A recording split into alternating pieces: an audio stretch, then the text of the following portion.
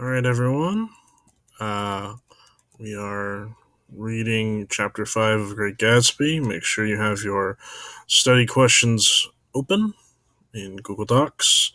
Let's stop every so often. We'll go over the questions. So, go ahead and we'll start reading. Chapter 5. When I came home to West Egg that night, I was afraid for the moment that my house was on fire. 2 o'clock and the whole quarter of the peninsula was blazing with light, which felt unreal on the shrubbery, and made thin, elongated glints upon the roadside wires. Turning into a corner, I saw it was Gadsby's house, lit from tower to cellar.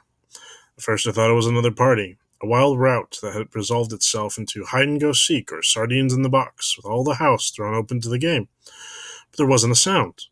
Only wind in the trees, which blew the wires and made the lights go off and on again as if the house had winked into the darkness. As my taxi groaned away, I saw Gatsby walking toward me across his lawn. "Your place is like the World's Fair," I said. "Does it?" He turned his eyes toward it absently. "I've been glancing into some of the rooms. Let's go to Coney Island, old sport, in my car." "It's too late."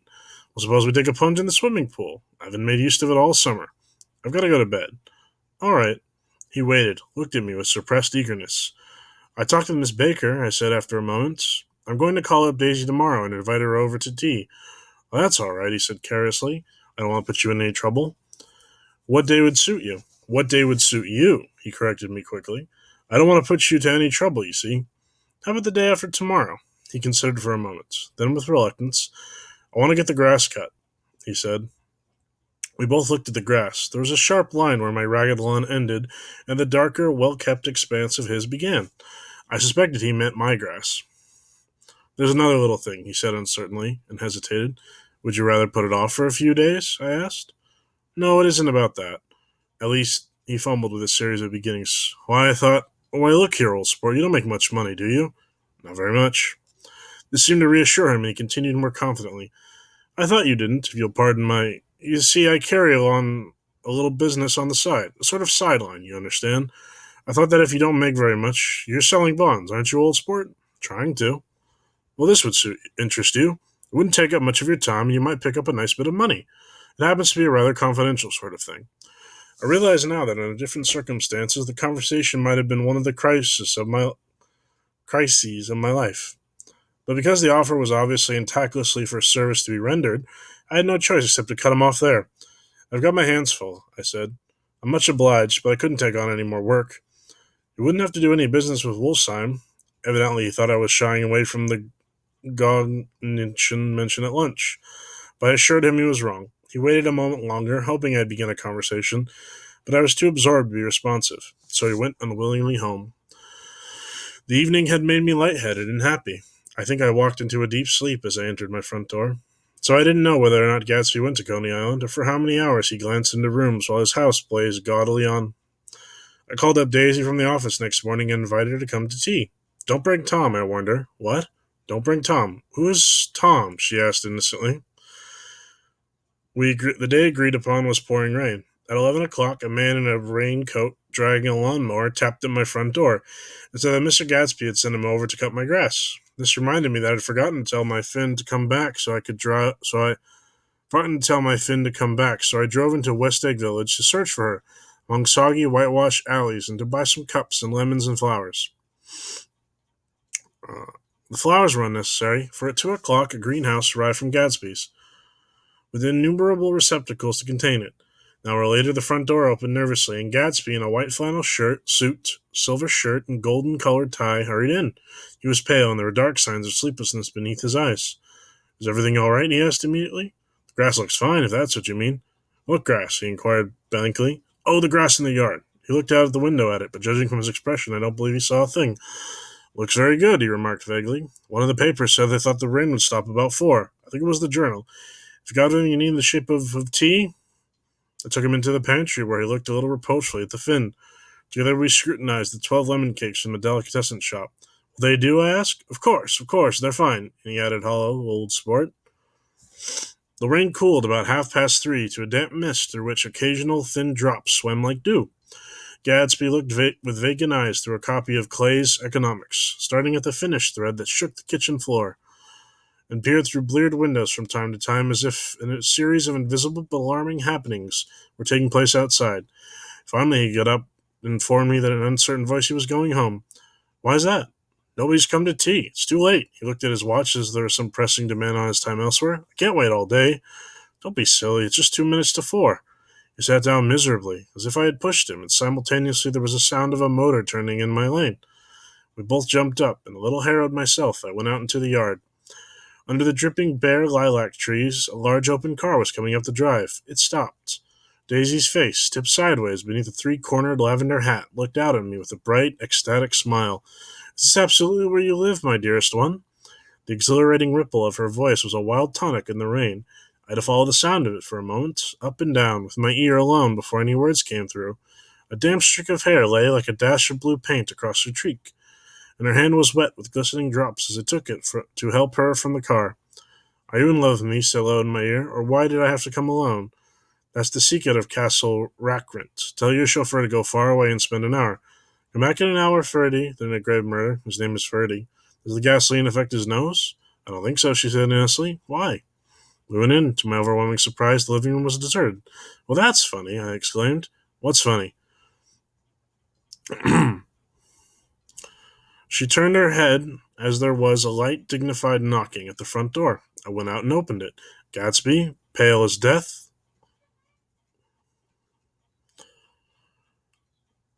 Sorry, lost my space. Pale as death. Where's it? Pale as there it is. I went out and opened it. Gatsby, pale as death, with his hands plunged like weights in his coat pockets, was standing in a puddle of water, glaring tragically into my eyes. All right, I'm going to go ahead and pause right there. Let's go ahead and look at some questions. What offer does Gatsby make to Nick at the beginning of Chapter 5? Well, if we go back to Chapter 5, go to the beginning, what offer does he make? He asks him if he would be wanting to, where is it, do a job for him, something confidential, and clearly not something he wants anyone to just know about. So he makes an offer to, well, first of all, he makes the offer to go to Coney Island and possibly use his pool, and then he makes this offer for some kind of work. But Nick doesn't want to do that. Now, what does Gatsby have delivered to Nick's house? Well, that's when he delivers a couple of things. He delivers, where is it? Yep, a lawnmower, a man with a lawnmower, and flowers. A greenhouse right here.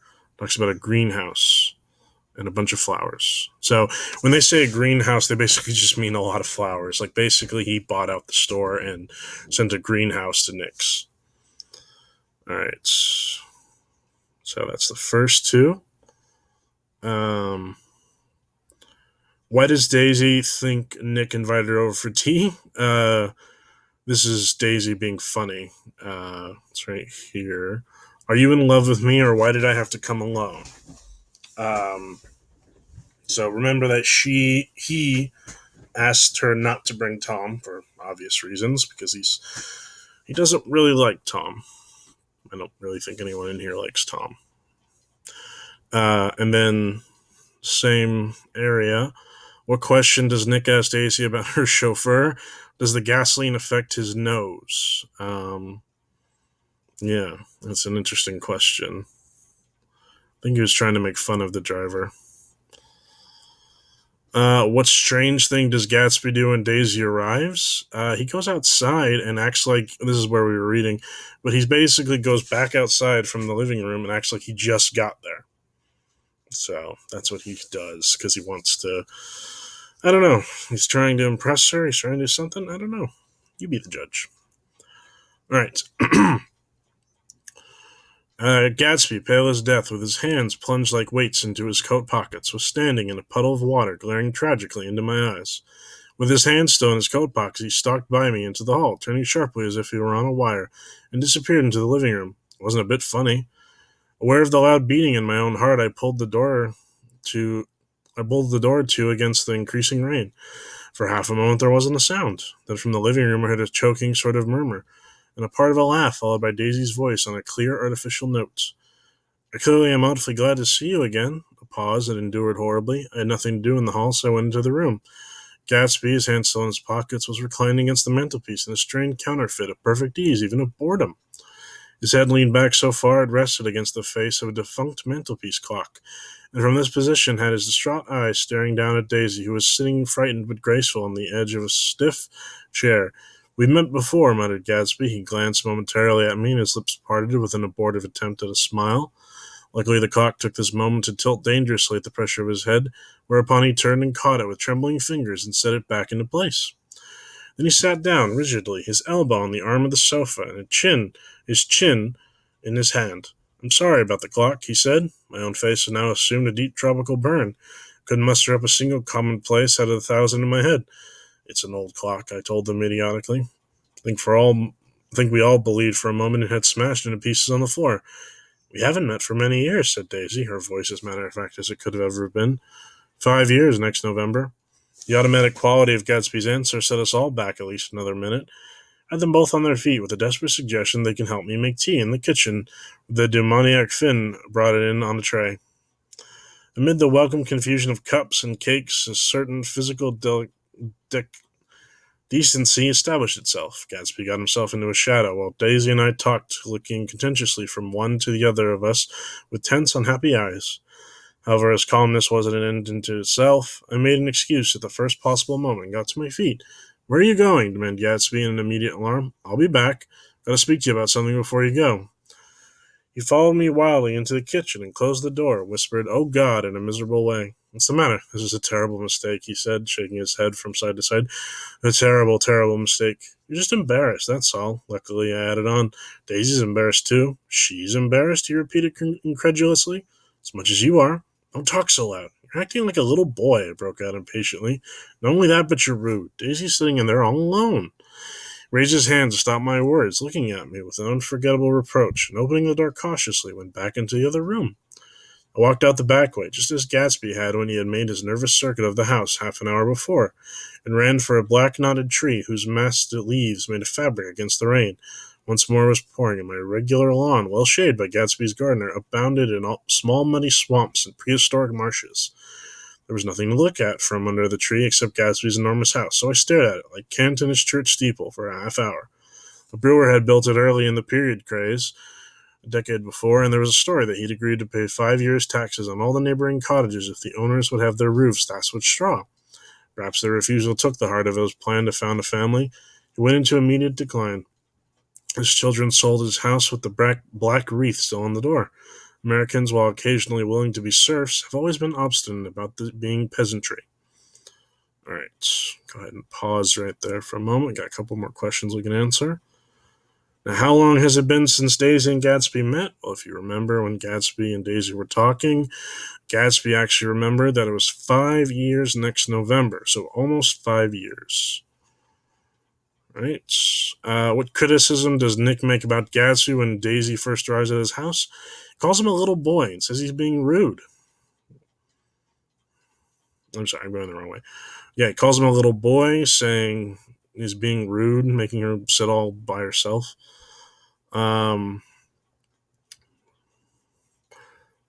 right. So we're just about to get to where we can answer number 8. All right. Here we go. After a half hour, the sun shone again, and the grocer's automobile rounded Gatsby's drive with the raw materials for his servant's dinner. Felt sure he wouldn't eat a spoonful. The maid began opening the upper windows of his house, appearing momentarily in each, and leaning from a large central bay, spat meditatively into the garden. It was time I went back.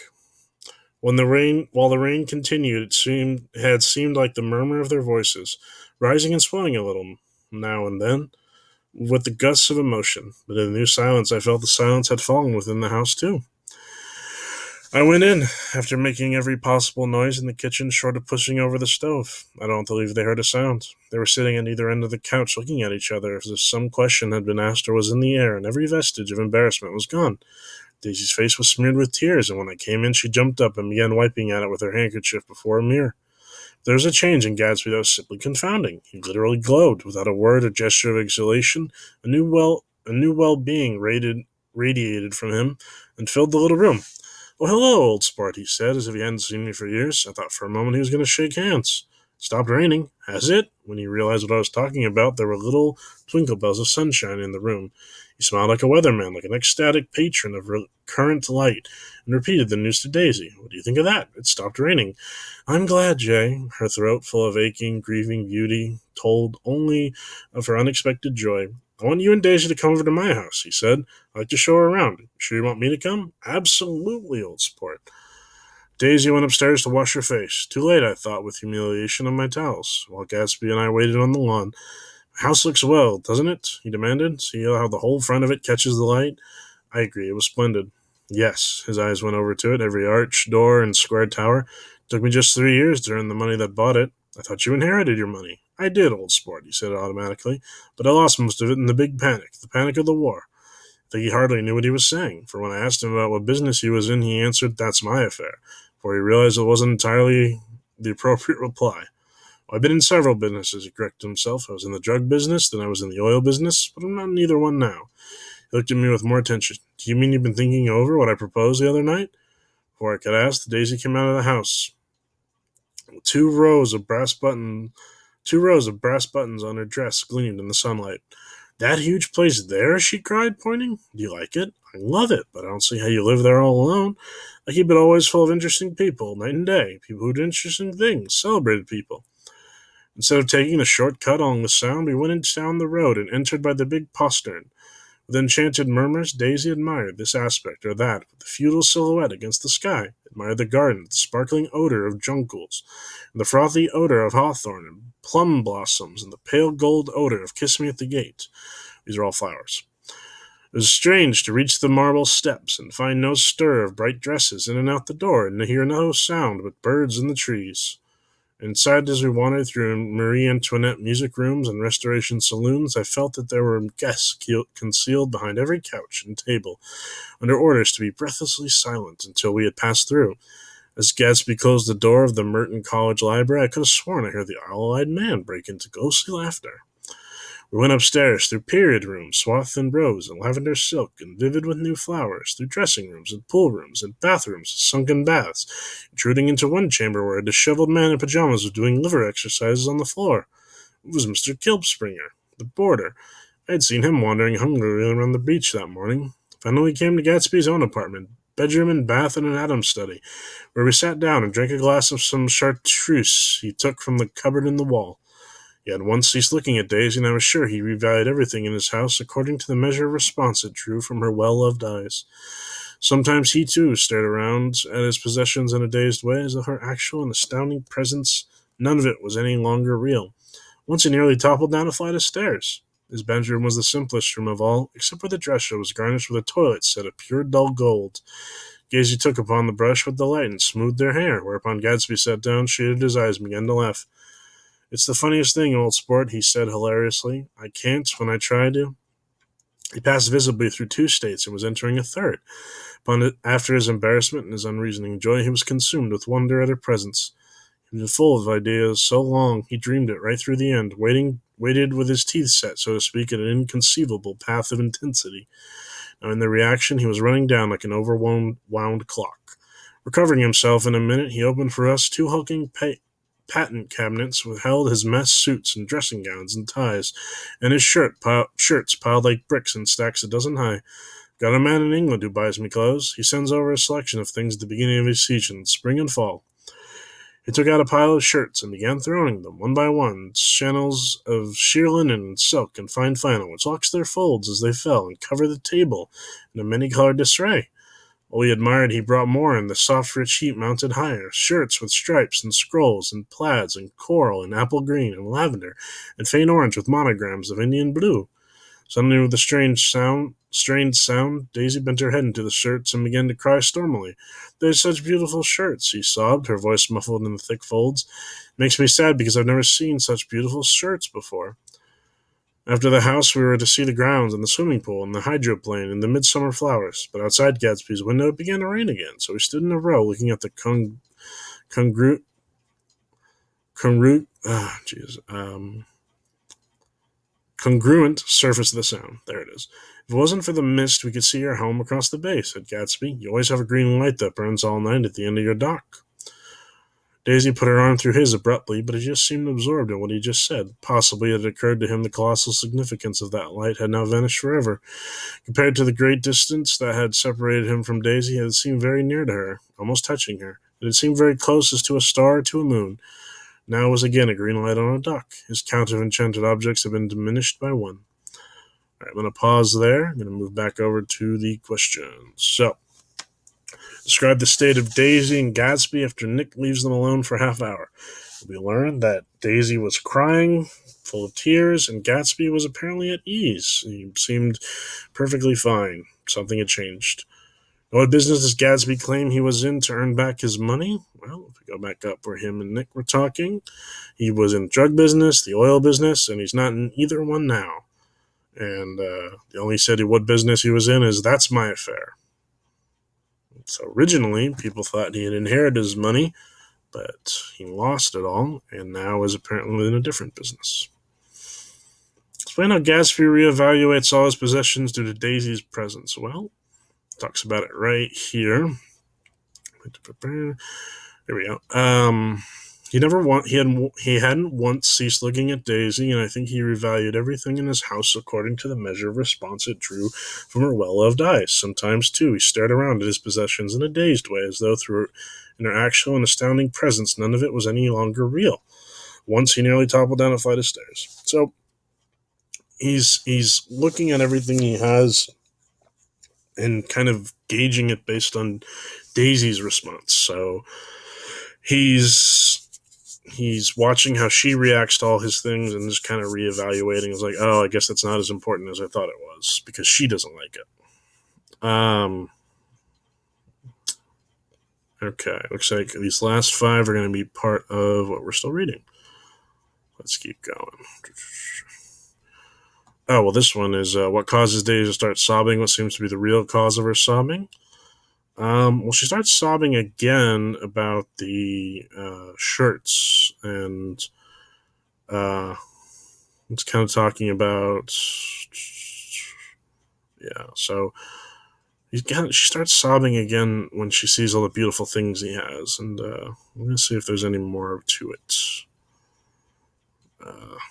Okay, so I'm going to keep reading, and then we'll answer the last few questions. I began to walk about the room, examining various indefinite objects in the half-darkness. A large photo of an elderly man in a yachting costume attracted me, hung on the wall over his desk. Who's this? That's Mr. Dan Cody, old sport. The name sounded faintly familiar.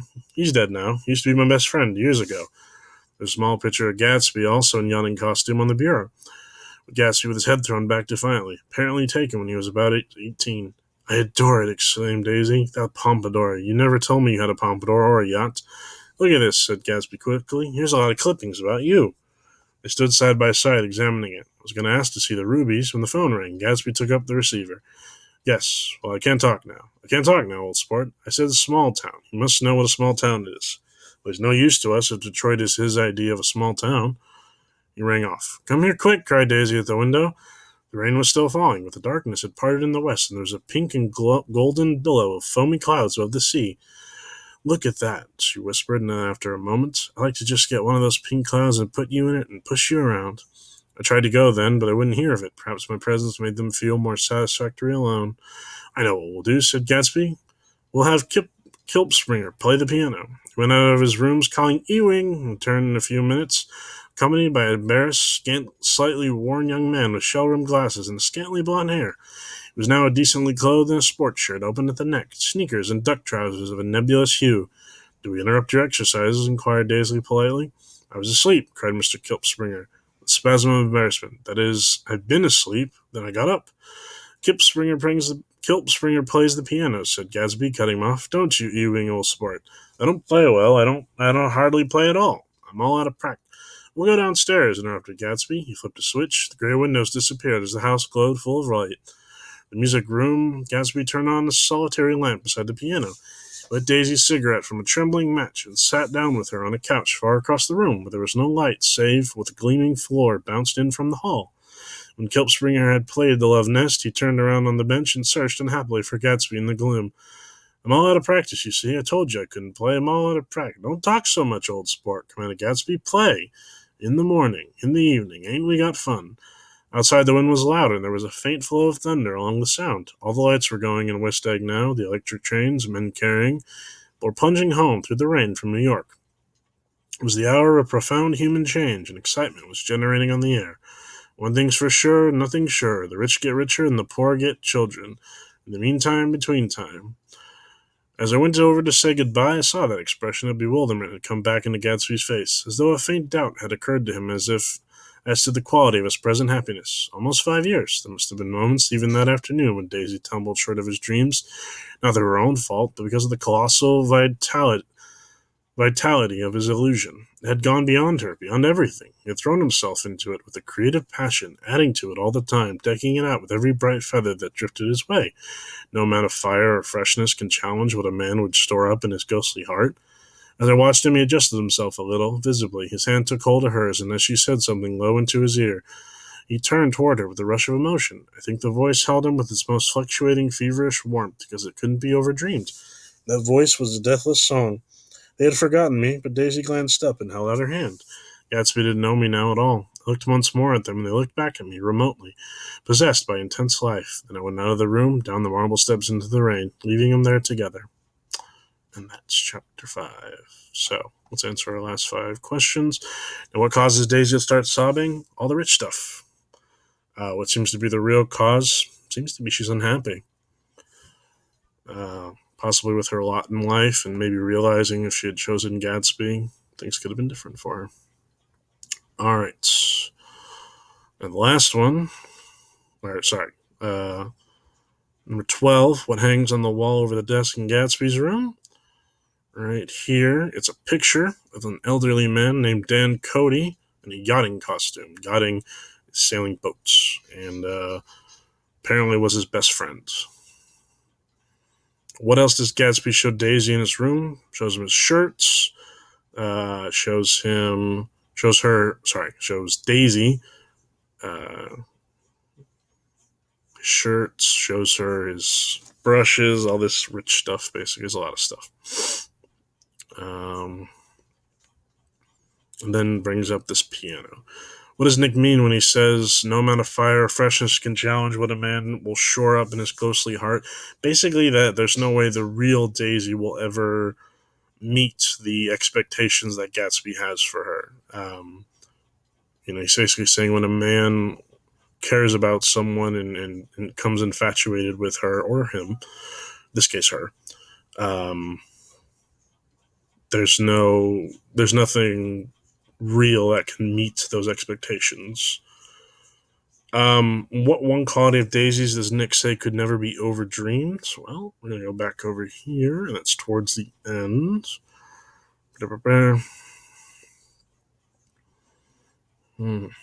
Okay. As I watched him, he adjusted himself a little visibly. His hand took hold of hers, and as she said something low in his ear, he turned toward her with a rush of emotion. I think that the voice held him with its fluctuating, feverish warmth, because it couldn't be overdreamed. That voice was the deathless song. So basically her voice is what could not be overdreamed. That voice was apparently something very, very special, and that's what Nick regards as the one that can't be overdreamed. Everything else can, but this is the one that meets Gatsby's expectations. And that's it. So that's the 15 questions. Make sure you cite each one and read the chapter through, and good luck. Good luck. Continue to keep up on your work, do your best, and as always, stay safe and take care of yourselves. Bye.